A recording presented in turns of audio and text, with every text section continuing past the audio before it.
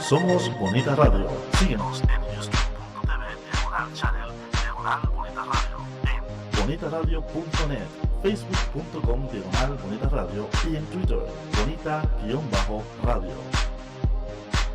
En línea con tu mundo. Las expresiones vertidas en el siguiente programa no representan necesariamente la opinión de Bonita Radio. Las opiniones son exclusivas de sus autores. Se pone el sol en Borinquen. Son las 6 de la tarde. Desde San Juan, Puerto Rico, a través de Bonita Radio, comienza su programa de letras. Un espacio protagonizado por la palabra escrita. Soy Rubis Camacho y escribo porque la realidad es insuficiente y a veces porque me agota la cordura. Bienvenidos a De Letras. Muy buenas noches, bienvenidos a De Letras, el programa de literatura, cultura y arte de Bonita Radio. Esta noche, lamentablemente, no tenemos con nosotros a nuestra compañera Rubis Marilia Camacho, quien se encuentra un poco indispuesta y no ha podido unirse a nosotros, pero estamos seguros que está pendiente al programa y que si abriéramos una sección de llamadas, sería la primera en llamar para hacerle preguntas a nuestra invitada de hoy. Nuestra invitada de hoy se trata nada más y nada menos que de María Beard Picó, autora del libro de cuentos Tras esas gafas de sol, que se une a nosotros por primera vez aquí en De Letras, aunque el libro ya había sido publicado hace ya bastante tiempo. Buenas noches, María. Buenas noches, José. Encantada de estar aquí. Un honor estar aquí. Bienvenida. María, ¿cuándo tú comenzaste a escribir? Wow, pues cuando comencé a escribir, yo creo que todo escritor que sea escritor de verdad, de corazón, de esos que llevamos las letras en nuestro corazón, empezamos desde pequeño. Yo me acuerdo cuando chiquita yo escribía mis poemas, básicamente escribía poemas, escribía cartas. Siempre pues fui de las mejores en la escuela en términos de escribir pues ensayos y reseñas de libros que leíamos obligadas. Y tú vienes de una familia de personas muy eruditas, ¿no? ¿Cuánta influencia tuvo esa familia en ese interés, en ese entusiasmo tuyo por las letras?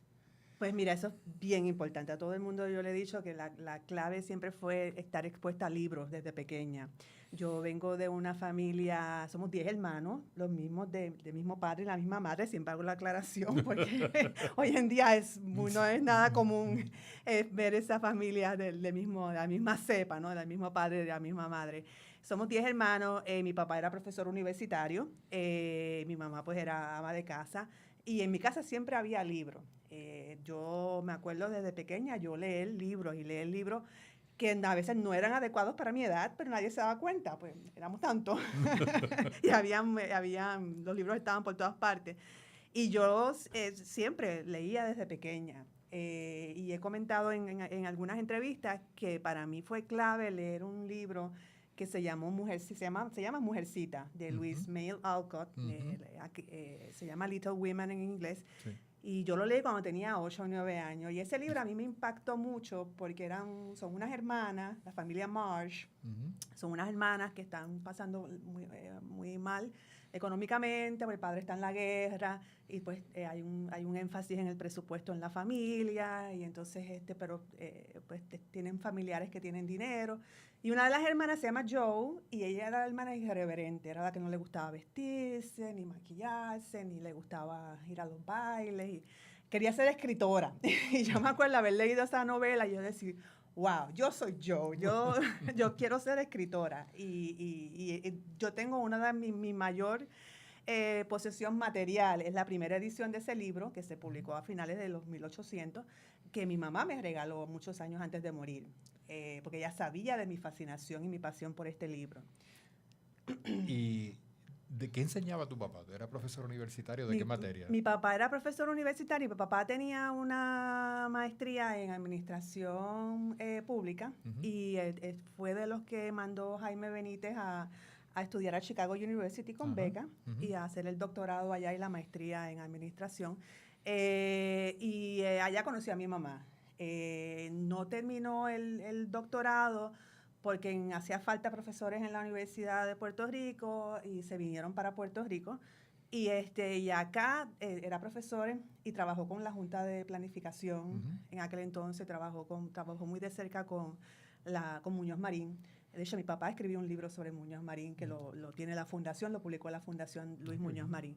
Y entonces, en los años 60 empezó a estudiar el Derecho, se graduó de abogado y fue profesor de la Universidad de Puerto Rico, de la Escuela de Derecho por muchos años.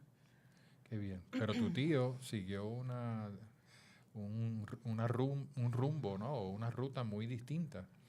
Mi tío Fernando Picó, él es historiador, él es jesuita, también fue una gran influencia. Mi tío y yo nos carteábamos. Yo tengo esas cartas cuando él estaba en el seminario estudiando el doctorado en Estados Unidos primero y después en Europa. Nos carteábamos mucho, ¿no? Yo todavía guardo esas cartas de él y yo. Y ahora bromeamos nos sentamos a bromear de que por fin ya yo soy escritora también. Y probablemente bromean también de cuándo tú vas a publicar esas cartas. Exacto. No creo que las vaya a publicar, pero... Es un epistolario muy interesante. Exacto. Sobre todo de un historiador del renombre y de la trayectoria y la estatura, ¿no? de Fernando Picó, porque no se puede hablar de historia en Puerto Rico sin mencionar su nombre. Exacto. Y de los 10 hermanos, ¿tú fuiste la única que se inclinó entonces por la literatura? Nosotros, yo creo que todos pudieron haber sido buenos escritores. Pues yo creo que, de hecho, todos son buenos escritores. Y yo creo que en un momento dado todos hemos escrito algo. Tengo una hermana, mi hermana menor, Rosa Julia, tiene un doctorado en literatura y ella es de profesora de español en una universidad en Oklahoma. Ella publicó un libro de poemas hace muchos años. Ha publicado 2 libros de poemas y uno de ellos fue publicado por el Pen Club de Perú. Ah, interesante. Tiene un nombre como poeta. Ahora vive pues, en Oklahoma, ¿no? En Estados Unidos, pero es excelente. Ella también ha escrito cuentos y cosas y ella es una excelente escritora, pero ella se ha dedicado más a la parte de enseñar, ¿no? De ser profesora. Todos los demás, bueno, hay 3 abogados en la familia. Yo empecé a estudiar leyes y lo dejé a los 2 meses porque no podía. Yo me di cuenta que no era lo mío. Hay una médica, que es mi hermana Carmen. Hay mi hermano Enrique, que es programador de computadora. Hay uno que es profesor, él es profesor de biología en Mayagüez, Fernando, tiene un doctorado en ciencia. O sea, hay de todo, en mi casa hay de todo y también tenemos la empresaria, una que es empresaria y es la vendedora de la familia, Matilde. Joaquina es abogada, bueno, son muchos, si a contarte de cada uno no terminamos jamás. Yo soy la número 8 y yo fui yo siempre digo que soy la oveja negra, pero yo fui de la que pues decidí pues escribir, ser periodista y me fui de mi casa a los 19 años, me fui a vivir a Estados Unidos y a Centroamérica. Serví con los cuerpos de paz en Centroamérica y entonces pues regresé hace 25 años aquí para sentar cabeza y casarme con mi esposo. ¿Cómo fue esa experiencia de trabajar con los cuerpos de paz? Es una experiencia maravillosa. Yo le digo a todo el mundo que la haga. Es una experiencia. Yo terminé mi maestría en asuntos latinoamericanos, estudié el bachillerato en periodismo. Y yo siempre he querido escribir sobre América Latina. Y yo dije, pero si yo voy a escribir sobre América Latina, yo tengo que vivir en América Latina, aparte de Puerto Rico, que es parte de América Latina, ¿no? Yo lo considero parte de América Latina. Y entonces yo vivía en Nueva York, en la ciudad de Nueva York, y surgió la solicitud a los cuerpos de paz. Y entonces me llamaron que había un lugar para ir a Costa Rica y trabajando en desarrollo rural con comunidades, haciendo huertos caseros. Me preguntaron que si sabía sembrar, yo dije que sí. Le dije que sí a todas las preguntas y la verdad era que jamás había sembrado en mi vida. Lo que había sembrado eran habichuelitas en los experimentos que uno hace en escuela elemental.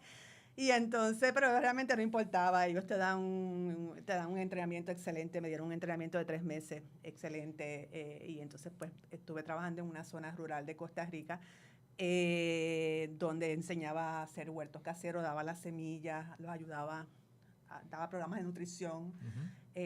ayudé a una comunidad muy aislada a conseguir dinero para un puente. O sea, y aporté mi granito de arena, pero fue una experiencia maravillosa. Uno, como voluntario de los Cuerpos de Paz, tú ganas lo mismo que gana un maestro en aquel entonces. Yo me acuerdo que yo ganaba $120 mensuales, y con eso tú vives. Y yo tenía mi casita de madera y tenía un colchón en el piso, y la hamaca era el sofá de mi sala. Qué bien. Y fue una experiencia bien chévere, una experiencia maravillosa. ¿Y tú sientes que esa experiencia con los Cuerpos de Paz de alguna forma alimentó tu entusiasmo, tu curiosidad, tu deseo, tu pasión por la escritura? Por supuesto, sí, por supuesto. O sea, yo vivo convencida de que uno tiene que vivir, tener experiencias de vida para poder escribir.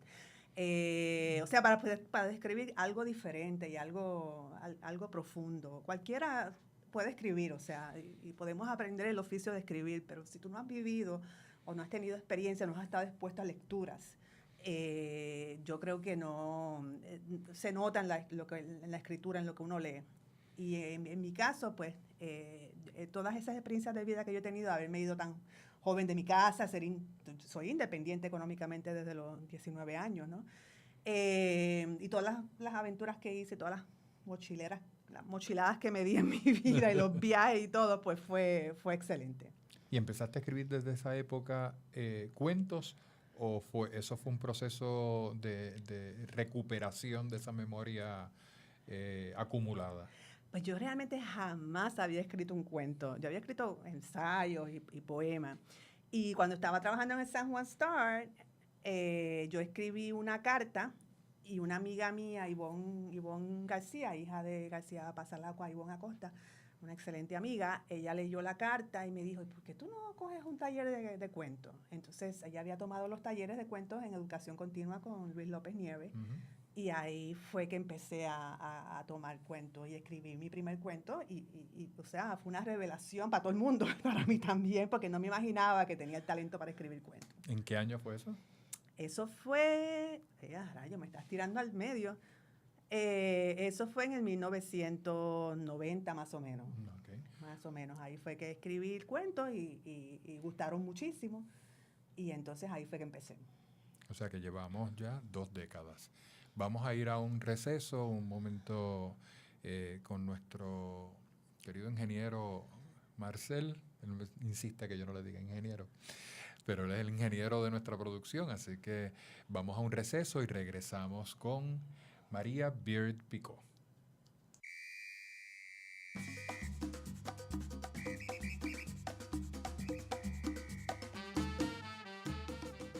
Saludos mis amigos, mi nombre es Oscar Villarini y es para invitarle a que estés conmigo todos los jueves a las 7 de la noche en Musicaliza por Bonita Radio, en línea con tu mundo.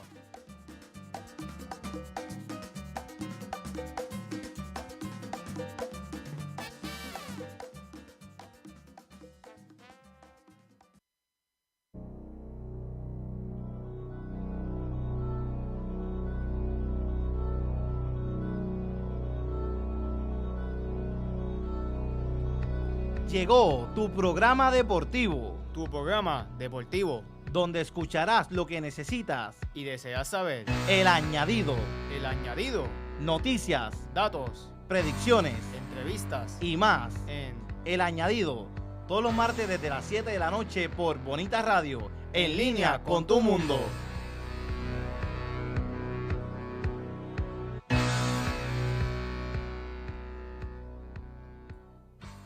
Muy buenas tardes, estamos de vuelta en De Letras en Bonita Radio. Recuerden que se pueden comunicar con nosotros o pueden ver nuestra transmisión a través de bonitaradio.net o Ustream, porque es ustream.tv, diagonal channel, diagonal Bonita Radio, o también a través de youtube.com, diagonal user, diagonal venceré, con doble E al final. Estamos con María Beard Picó, autora del libro de cuentos Tras las gafas de sol, Y nos estaba contando sobre su experiencia en los talleres de Luis López Nieves para 1990. En esa época todavía no existía la maestría de creación literaria. Cuéntanos, ¿cómo fue esa experiencia de tomar esos talleres de cuentos con Luis? Pues fue una experiencia maravillosa.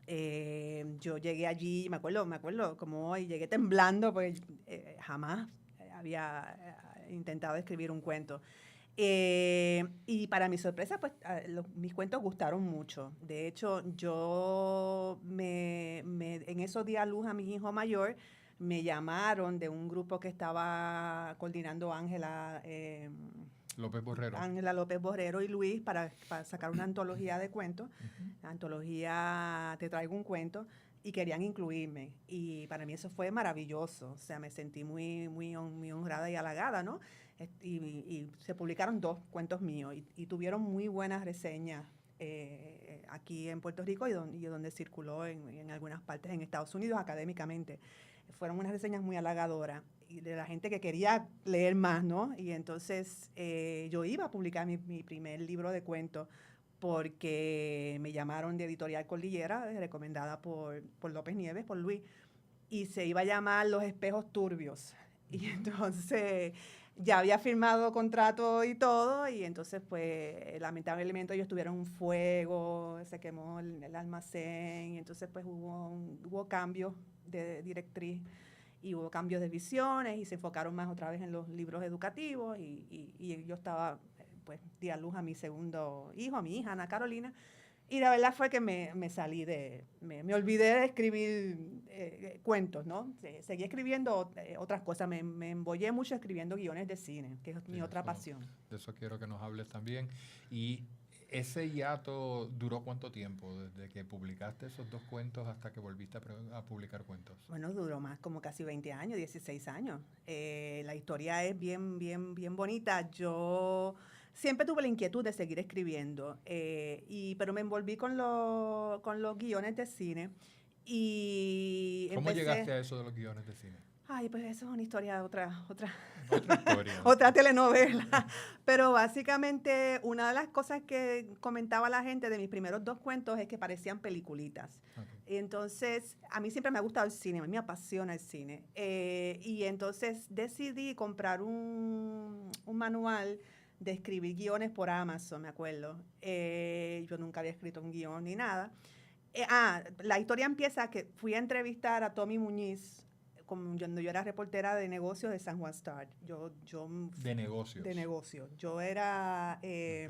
yo cubría la área de entretenimiento, televisión y en Puerto Rico y publicidad, que era algo un poquito novedoso en aquel entonces.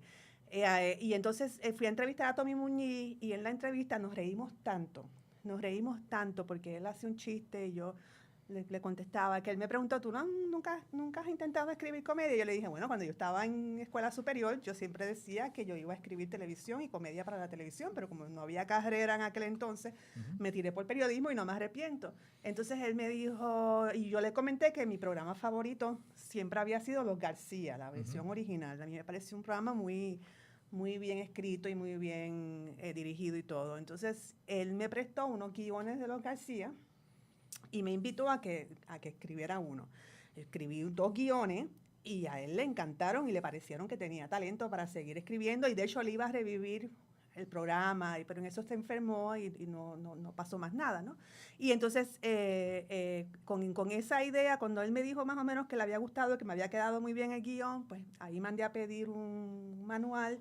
Más o menos vi lo de cómo se escribía un guión, el formato y no sé qué, y entonces empecé a escribir un guión.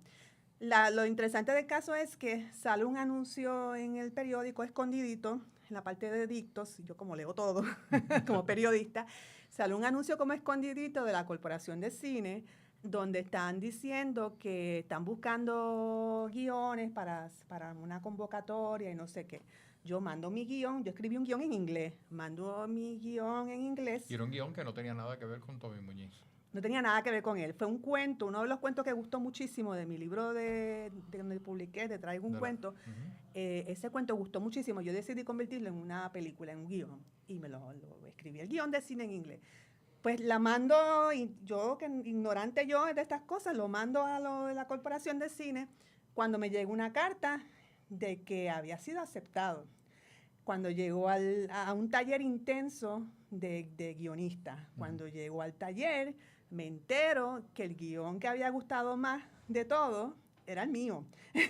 Y para sorpresa de todos ellos, yo era la única que no tenía experiencia. No voy a decir nombres aquí, pero allá había gente con mucha experiencia. Y entonces da la casualidad que yo digo que las cosas están para uno cuando tienen que estar, y yo siempre he sido bendecida por muchos ángeles en mi vida.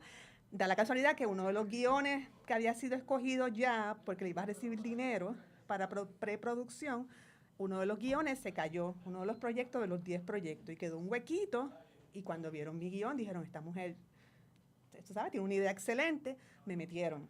Y entonces el español que vino del Centro de Guionistas de Valencia, España, él se enamoró de mi proyecto y me decía, tienes que escribirlo en español y esta va a ser la película que va a cambiar el cine en Puerto Rico, porque es una película un poquito más intelectual, ¿no? Es un tema más sofisticado. Entonces, pues ahí fue que me di cuenta, wow, tengo talento. Entonces, trabajé el guión un poco y tuve el atrevimiento de someterlo a un taller de guionistas a nivel de todo Estados Unidos, que es el del National Association of Latino Independent Producers, que es para latinos. Y mi guión salió escogido entre los 12 a nivel de todo Estados Unidos para ser trabajado al estilo del Instituto Sundance en unos talleres intensos. Y también, pues, cuando llegué allá, pues, fue una gran sorpresa de sentirme de que, wow, tienes un proyecto bien interesante, y para no haber cogido ningún curso, escribes muy bien. Entonces, pues, ahí me embollé con el cine, participé en una convocatoria para unos cortometrajes que fueron auspiciados por la Corporación de Cine. Mi guión fue escogido también para la convocatoria. Fueron 10 peliculitas de 10 minutos. Y la mía está protagonizada por Jacobo Morales y Johanna Rosalí. Se llama La Mecedora y está en YouTube. Si uno no cumplieron con los términos del contrato, pues yo lo puse en YouTube. Y entonces gustó mucho, se presentó en el San Juan Cinema Fest, se presentó en otros sitios y ha gustado muchísimo. Y está basado en un cuento que yo escribí. Esa es la misma. No, esa es otra. Esa es otra, que es distinta de la que gustó mucho, que te llevó por primera vez a exacto, a esa escribir. la primera que escribí todavía, yo tengo esperanza. Es que es un proyecto que tiene que ser alguien que se enamore de él. Yo tengo esperanza. ¿Y es un cortometraje o es un largometraje? No, es un largometraje. El libreto que salió en NALIP y aquí en la Corporación de Cine fue un largometraje que yo espero que algún día llegó semifinalista a la ronda semifinal del Instituto Sundance de guionistas hace 3 años. Me di cuenta de que como tengo que darme a conocer primero como guionista y no va a ser con un libreto tan intelectual, tan sofisticado, pues me di cuenta que tengo que bajar ¿cómo es? El ego. Y ahora tengo 2 libretos que son más fáciles de producir y más fáciles van a generar mucha audiencia.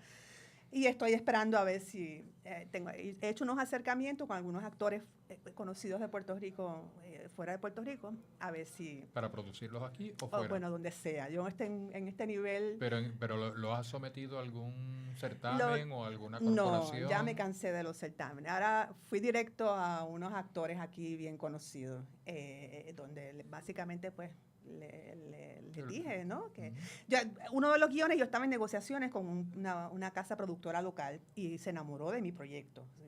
Se encantó. Hay una casa productora que ha hecho películas muy, muy conocidas y muy buenas.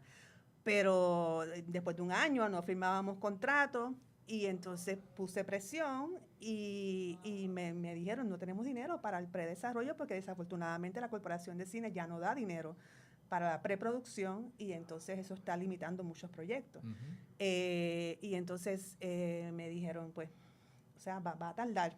Así que estoy buscando otros mecanismos. Si alguien me escucha y me quiere contactar, quiere producir, pues realmente yo no quiero dirigir, yo lo que quiero es que se haga mi ¿Y estos libretos, estos guiones son en español o en inglés? No, son en español. Estos últimos 2 los he escrito en español. Ahora estoy en el proceso de traducirlos al inglés para entonces empezar a mercadearlos también en Estados Unidos. ¿Y los traduces tú misma? Yo misma los traduzco, sí. ¿Qué relación, si alguna, tú sientes que ha habido entre tu desarrollo como guionista y tu desarrollo como narradora? Bueno, yo creo que están bien ligados. Y una de las cosas que más oigo de mi libro Traje esas gafas de sol es que parecen peliculitas. Ujú.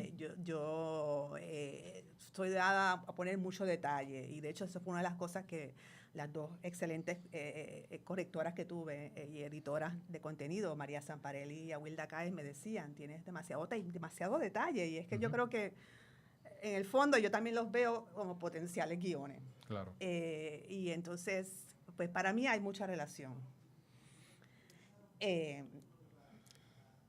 Si tú fueses a... No voy a seleccionar uno de los dos me apasiona. No, los dos te apasionan, pero si tú fueses a seleccionar entre lo que más te define en este momento histórico, ¿tú dirías que es narradora o es guionista? Bueno, realmente es narradora, porque de hecho yo decidí publicar mi libro, yo no he terminado la maestría en creación literaria, pero yo decidí publicar mi libro por mi cuenta. Publicaciones Te Pienso es mía, ¿no? La creé yo y lo publiqué yo por mi cuenta, porque yo sentía la necesidad de decirle al mundo que yo soy escritora. Yo Ujú. una vez me acuerdo haberte comentado que yo no me sentía escritora. Todo el mundo me dice, sí, tú eres escritora. No, el ser periodista no me hace escritora. Ujú. Son dos oficios completamente diferentes. Y yo me sentía que no tenía, sí, tengo dos cuentos publicados, pero no me sentía que me merecía el título de escritora. Y entonces era bien importante yo publicar y decir, estoy aquí, y eso me ha puesto presión para entonces seguir escribiendo, que es lo que a mí me apasiona. Y sin embargo te sigues considerando periodista. Sí, yo creo que son dos sombreros completamente diferentes. Otro día le decía a un amigo, es como tú pedirle a un anestesiólogo que haga una operación de corazón abierto. O sea, sí manejamos las palabras, pero son dos estilos diferentes. Y en mi caso, el periodismo que yo escribo, el 95% del tiempo es en inglés, porque aunque la revista que yo dirijo es en español, Shopping Center Today Iberoamérica, yo escribo esos artículos primero en inglés, porque circulan a nivel mundial en la revista Global, que Ok. es la que está en inglés. Después me los mandan para acá y se reescriben al español. Pero la mayoría de las veces tengo una traductora que lo hace. Pero en términos de escribir, yo escribo en inglés. O sea que tengo que quitarme el sombrero de escribir en inglés para escribir no solamente ficción, sino en español, que es diferente, es una estructura diferente, ¿no? Todo es totalmente distinto, pero sin embargo tenemos en la historia reciente varios escritores muy famosos que han sido periodistas también. Sí. Así que en nuestro próximo segmento vamos a hablar un poco más sobre la influencia del periodismo en la narrativa de María Beard Picot y Tras esas gafas de sol. Regresamos en un momento. Todo lo que hago lo hago por ti. Es que tú me sacas lo mejor de mí. Soy todo lo que soy, porque tú eres todo lo que quiero por ti.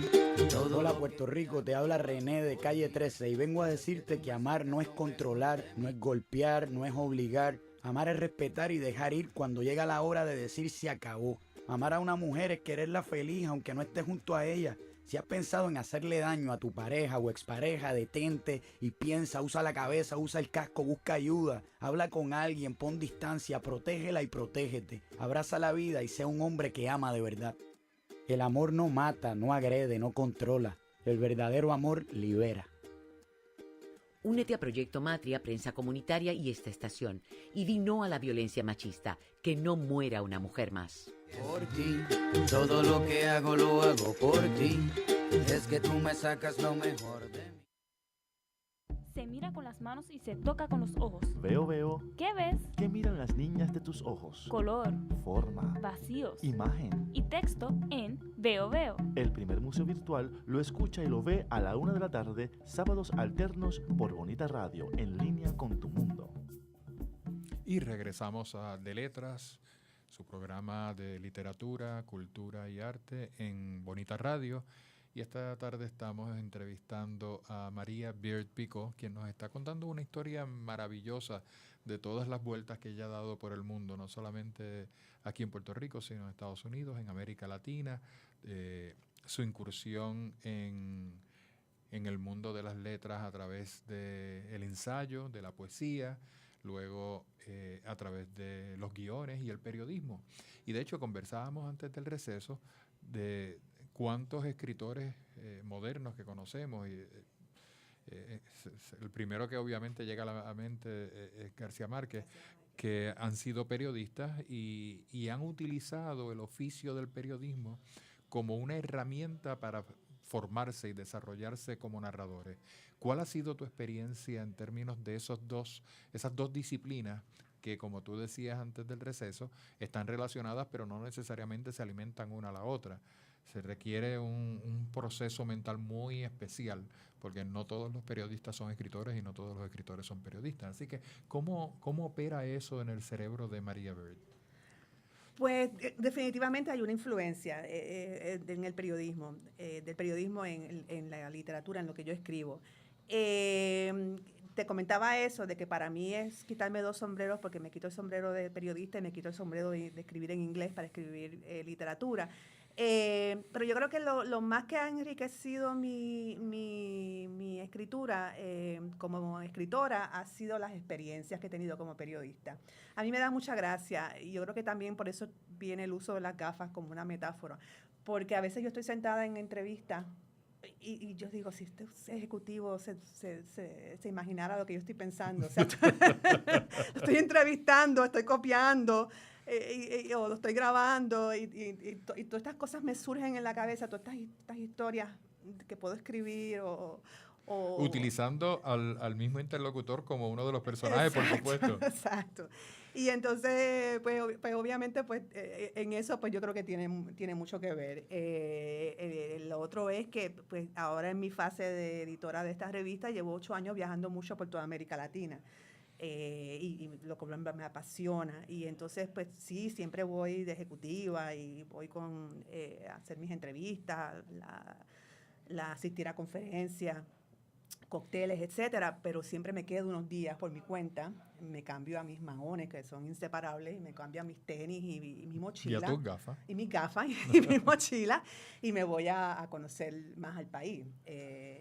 Y me fascina, me fascina. Y todo eso, pues, te expone experiencias que tú escribes. Hay 2 cuentos en mi libro Tras esas gafas de sol que ocurren en América Latina. Hay un cuento que ocurre en Argentina, en una plaza en Argentina, que ha gustado muchísimo ese cuento. Y hay otro cuento que ocurre en un bus que está viniendo de Temuco, en Chile, y algo pasa en ese bus. Y pues todas esas cosas, pues, sí influencian mi escritura. ¿Y alguna razón por la cual te inclinas más en esos cuentos por el Cono Sur? Me llama la atención que ambos son, uno en Argentina, otro Chile. Mira, buena pregunta. Que son unos temperamentos tan distintos a los nuestros, ¿no? Porque el Caribe es otra cosa, el circuncaribe es otra cosa. Yo conversando recientemente con una colega eslovena que vive en Barcelona, me hablaba de cómo la visión de mundo de nosotros los caribeños es tan distinta a la experiencia que ella ha tenido con otros latinoamericanos, sobre todo de Argentina, de Chile, de Uruguay, que son mucho más flemáticos, ¿verdad? No es la misma, no hay la misma personalidad candente que nosotros, apasionada que nosotros tenemos, y eso no significa que en esos países no haya sus pasiones. De hecho, algunos de los mejores poetas de la lengua hispana son de esos países, pero sin embargo hay un temperamento muy particular nuestro. ¿Qué te llevó a escribir sobre realidades de ese Cono Sur? Pues, es una buena pregunta. Quizás porque los conozco más. He viajado varias veces a Sudamérica, pero yo creo que mis cuentos son más bien el escenario. Yo uso América del Sur como el escenario de mis cuentos. Yo creo que la temática no es tan regional. O sea, es más el bus que va de Chile, porque me pareció, era una mochilera. Y me pareció pues pertinente pues hacerlo en un país que yo hice ese viaje de mochilera en ese bus. Te voy a dar detalles para no dañarte la lectura. Y el otro cuento de Argentina, porque es de una relación de una escritora puertorriqueña y un escritor argentino. ¿Y qué pasa? Cuando se encuentran después de muchos años de no haberse visto. Interesante. Ese se llama La Ilusión, porque tiene que ver con esta ilusión que todo el mundo guarda de todas esas personas que conocimos en nuestros años universitarios. ¿Tu narrativa está dirigida a qué público? Cuando tú piensas esto, quien más se lo va a disfrutar es este grupo o estas personas, ¿en quién tú piensas? Pues tú sabes que yo no pienso en mi lector. Yo me he hecho una reflexión sobre eso. Yo creo que ningún artista piensa, quizás los músicos y los reggaetoneros, pues quizás piensan en un público en específico, pero yo me puedo hasta pensar, un pintor pensará para quién está pintando, quién va a comprar. Si es comercial, sí. Si es comercial, sí, eso es lo que quiero decir. Yo realmente, una de las cosas más lindas que me he disfrutado del proceso de publicar y que me lean y que me reseñen es el descubrir que hay una temática que yo no sabía que yo tenía, que se nota en mis cuentos y que han sido como el hilo conductor de mis cuentos y el uso del humor. Todo el mundo me ha hablado mucho del uso del humor en mis cuentos. La mayoría de mis cuentos son cuentos que usan el humor negro, el humor, o en general el humor, de forma soslayada. Y así que realmente no te puedo contestar esa pregunta. Yo creo que... Y me provoca la pregunta porque mencionaste que el guión que no puedes hacer ahora, sino que lo vas a dejar para más adelante cuando estés más establecida, es un guión más intelectual. Y entonces me pregunto, ¿tu narrativa responde a una visión de quién te podría leer o sencillamente es lo que tú has logrado construir a través de los años de lo que son los pedazos de realidad que tú retratas? Eso que dijiste primero, la primera parte que dijiste de mi guión de cine, la historia es bien particular y es una historia, yo tengo una visión de cuando escribo, de ver las cosas al revés, según me han dicho las personas que me han leído y algunos críticos, que yo veo las cosas desde otra perspectiva. Y una de las cosas que ha gustado de mi libro es que yo cojo cosas cotidianas como el pavor de una mujer a quedar en la luz roja de primera, lo convierte en un cuento, o una morcilla que se queda en una bandeja en una fiesta, lo convertí en un cuento y ese cuento ha gustado muchísimo y metí crítica dentro de esa narración. Pero el guión de cine que te dije es de un cuento que para mí es bien personal y me han sugerido cambios, pero yo no los quiero hacer porque no es una película comercial. Y es porque es muy cercano a mí. El cuento se basaba en una mujer que es exitosa en su carrera de mercadeo con una firma distribuidora de alimentos, se gana el premio más alto de ejecutiva de mercadeo de regional, le dan el premio y no sé qué, y toma la decisión en ese momento de renunciar para dedicarse a lo que siempre ha querido hacer en su vida. ¿Y a qué se dedica? A vender zapatos. Entonces, choca porque hemos escuchado esas historias, pero son gente que se renuncia para dedicarse a escribir o dedicarse a ser escultor o a dedicarse a pintar o a montar un negocio, pero tú nunca escuchas a nadie que renuncie a ser vendedora de zapatos. Y tiene que ver mucho con mi experiencia. Yo en los años universitarios, estuve en los cuerpos de paz y yo bregué con tierra y bregué con todo y a mí me encantó. Y yo quizás hubiese sido feliz dejando todo y dedicándome a cultivar piña, yuca, que era lo que se cultivaba en mi pueblo, ¿no? Pero también tuve experiencias vendiendo. Yo trabajé en Macy's en Nueva York cuando estaba en New York University haciendo mi maestría, trabajé en Taco Maker en Syracuse University y a mí me encantaba ser cajera, a mí me encanta el sonido, y lo he dicho, me encanta el sonido de la caja registrada cuando voy a Kmart. Y yo digo, ¿por qué yo no puedo ser cajera? ¿Por qué no me pagan 50 o 60 pesos la hora? Yo sería feliz estando en una caja registradora y digo, eso suena, no quiero sonar. No eres exclusiva, mi compañera dice exactamente lo mismo, que ella siempre quiso ser cajera. Y ese cuento que yo escribí en esa antología gustó muchísimo, de mujeres que se acercaban. Mira, me retrataste a mí. Yo quisiera dedicarme a ser beautician o cortar pelo o a lo que sea, o tener... Y me encantó. Entonces, eso yo lo convertí en un guión de cine. Entonces, las personas que lo han leído me dicen, es excelente, tienes un excelente guión, pero esto no va a venderse. Tienes que poner a alguien como Angelina Jolie que se enamore y para que venda en Hollywood, porque nadie te va a creer la historia de que esta mujer renuncia a todo para vender zapatos. Entonces, pues ahí yo decidí, bueno, pues entonces vamos a cambiar la estrategia y darme a conocer primero con otros guiones más comerciales para entonces retomar ese proyecto. Me parece una visión de negocios muy sensata. Háblanos de Tras esas gafas de sol. ¿Por qué se llama así? Bueno, pues se llama así porque yo no me apego mis gafas. De hecho, se me quedaron en el carro. Estoy media nerviosa porque siempre me las dejo aquí en la cabeza. En vez de una frazada de seguridad, son unas gafas de seguridad. Son unas gafas de sol. Yo he contado que yo uso lentes de contacto desde hace 35 años y para proteger los ojos siempre he usado las gafas. Y no puedo andar sin mis gafas. A mí me molesta la luz, especialmente la luz solar. Y entonces escribí un blog. Mis hijos me relajan, porque cuando era más pequeño y salía a dejarlos a la escuela, aunque estuviera tronando y huracanado el tiempo, yo me ponía mis gafas. Y si yo no encontraba mis gafas en el carro, yo viraba a buscar mis gafas a la casa porque yo tenía que tener mis gafas. Era como una cuestión de seguridad, como el security blanket de Barney. De Linus. Ok, perfecto. Y entonces, cuando empecé a buscar títulos para el libro, estuve jugando con varios nombres de mirada, porque básicamente el libro son sobre cosas que escondemos o que nadie se imagina. Cuando estoy sentada frente a alguien, tú no te imaginas las experiencias que ha tenido esa persona, las debilidades, las tristezas, los sueños.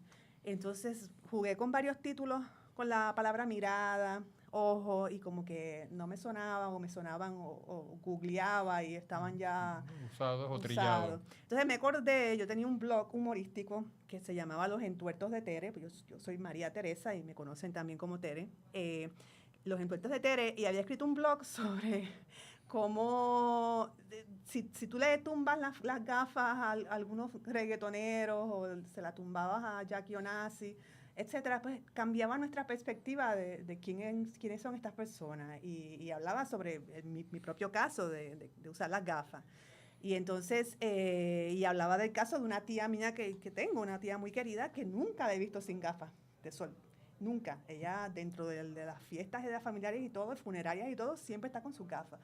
Y entonces ahí dije, uy, ¿por qué no juego yo con lo de las gafas? Y entonces ahí estuve jugando con el nombre. Mi tío Fernando Pico, en una tertulia que tuvimos en Calley, me ayudó también a dar con el nombre. Y ahí fue que surgió el nombre detrás de esas gafas de sol. Y ha sido un éxito. Un éxito. Pues vamos a hablar de ese éxito cuando regresemos de este corto receso. Estamos con María Beard Picó, Tras esas gafas de sol.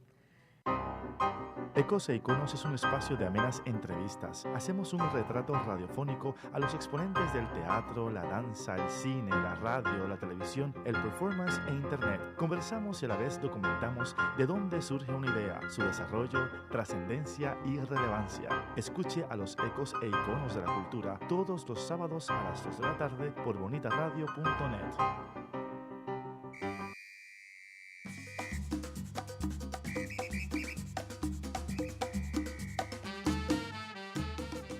Saludos mis amigos, mi nombre es Oscar Villarini y es para invitarle a que estés conmigo todos los jueves a las 7 de la noche en Musicaliza por Bonita Radio, en línea con tu mundo.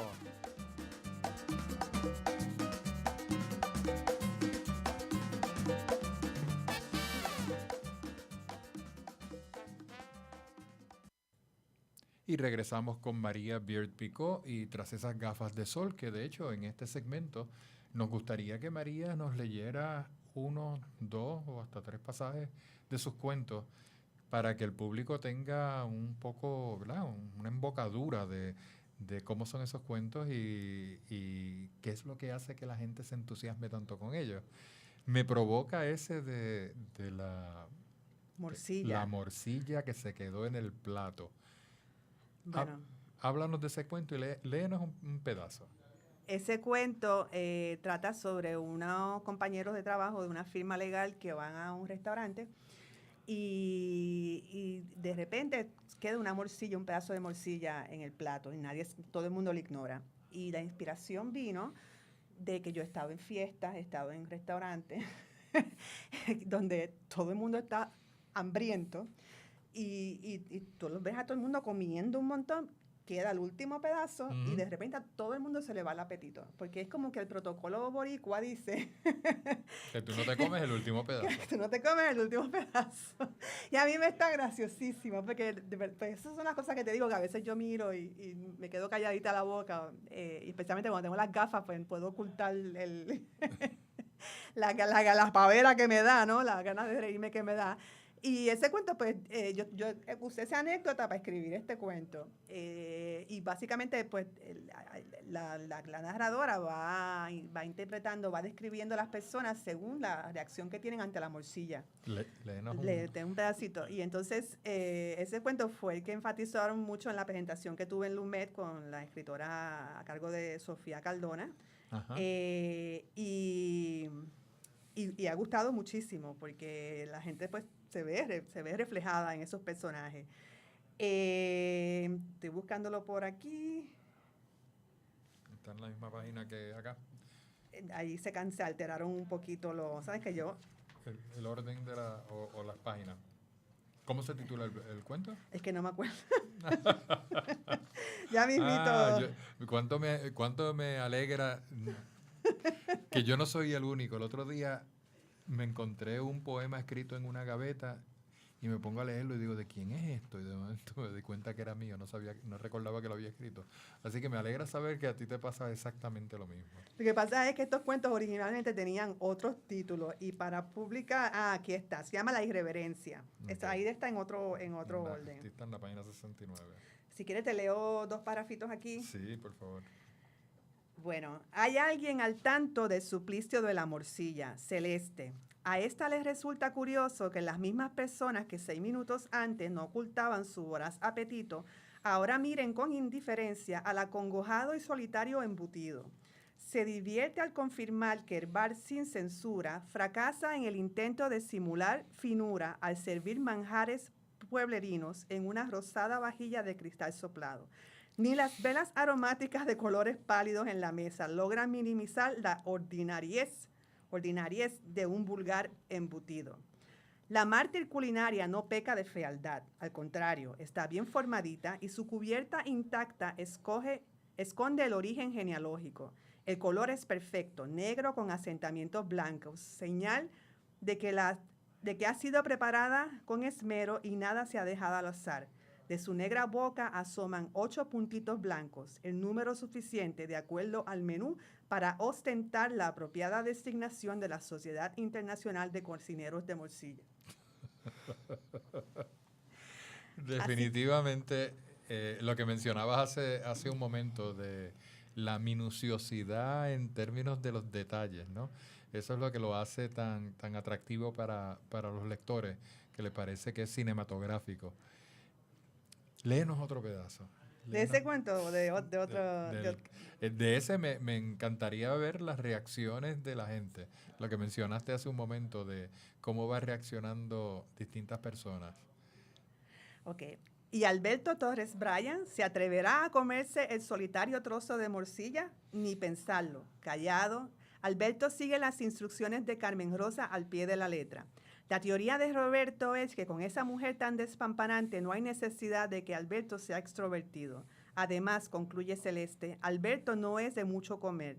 La mejor prueba es la correa de cuero colombiano que lleva años usando y que debe medir 32 de cintura. Pero es el más productivo de la firma legal, lo cual atribuyen a su rigurosidad con el horario de trabajo. De hecho, es el único que tiene como regla no tratar asuntos personales durante los almuerzos ejecutivos por considerarlos superfluos. Pero es que no hay razón para que la economía esté estancada, dice Roberto, acentuando cada palabra con las manos. Las tasas de interés están bajas y el desempleo en Latinoamérica sigue en descenso. El desempleo podrá estar bajando, piensa Celeste, pero no el pedazo de morcilla chiclosa que su marido Roberto insiste en masticar mientras emite las palabras proféticas. Ya te podrás dar cuenta del humor mío ahí. Hay un acercamiento bien irreverente en alguna medida, ¿no? O sea, ante la seriedad, porque por un momento estábamos leyendo de la morcilla y las percepciones de la gente. Entonces, cuando cambias a ese personaje, todo se vuelve muy solemne y acto seguido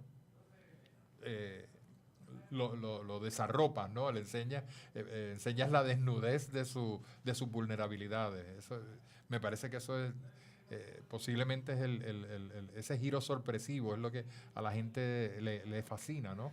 Sí, y a la gente le ha gustado. De hecho, yo tengo que contar que mi mayor logro ha sido que gente lea cuentos, porque yo no sé si a ti te pasa, la gente no lee cuentos, los libros de cuentos no se venden muy bien en Puerto Rico. La gente prefiere leer o libros de autoayuda o leer novelas de escritores conocidos. Y cuando tengo personas que son lectores voraces, pero me dicen, yo no leo cuentos, pero lee mi libro de cuentos, léete 1 o 2 cuentos, y me han escrito que han quedado maravillados, porque no se imaginaban que iban a ser divertidos y diferentes, y les ha abierto el apetito para seguir leyendo otros cuentos, que me alegra mucho. Y nos lees un fragmento de uno más para en esta final del segmento dejarnos así con el deseo de salir corriendo a comprarlo. Quedan 4. Sí.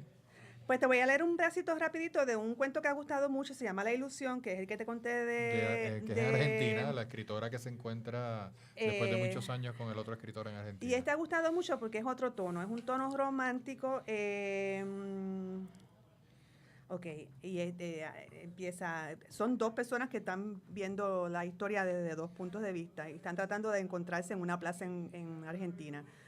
A Rosana le apasionaba la política y sabía la historia de todas las guerrillas latinoamericanas. Podía pasar horas platicando sobre los Tupamaros, Sandinos y los Montoneros.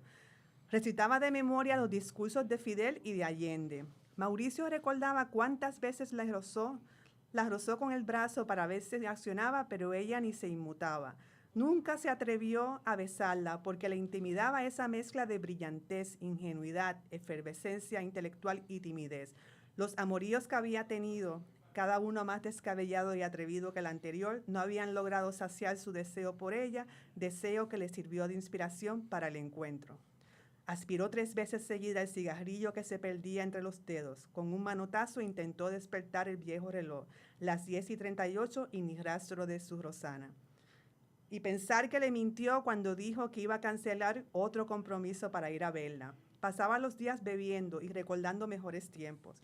Hacía años no escribía, recostado sobre el éxito y las exiguas regalías de las únicas 2 obras teatrales que había publicado y que eran lectura obligada en las escuelas.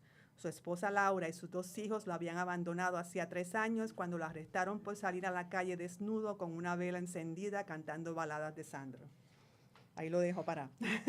Wow. Ese es otro tono. Definitivamente es otro tono y estoy seguro que todo el mundo que está escuchando este segmento, ese fragmento de ese cuento que se titula... Este se llama La Ilusión. La Ilusión.